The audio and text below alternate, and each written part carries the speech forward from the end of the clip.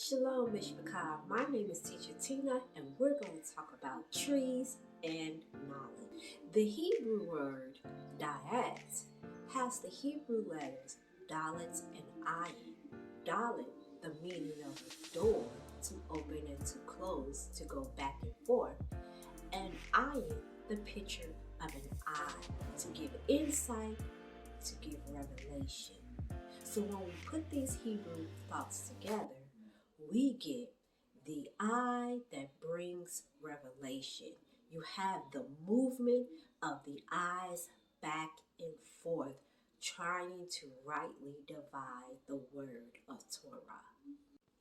Yada, another variation of the word knowledge, has the Hebrew letters Yod, Dalet, and Ayin. Yod, the picture of a strong right arm, and Dalet, the picture of a door, and Ayin, the picture of an eye. When we put these words together, we see that it means the hand that opens the door to see. So, knowledge cannot just sit in your mind, but it has to be activated, and in Hebrew thought, you have to be doing something. You just can't have abstract thoughts about knowledge. Knowledge is applied and it turns into a behavior or an action that must be seen. When we look at the word for trees, we see that we have the word etz, spelled with an ayin and a sadi. Ayin, again, means to see, to have revelation, and sadi is the picture of a trail or a stronghold, more like a path or a journey that one must take. So trees represent a path or a journey that one must take to receive revelation. When we think about trees, our mind should go back to the Garden of Eden, and we should always remember the tree of the knowledge of good and evil. So trees, a positive note, this path that can lead us to revelation and insight of Yahuwah.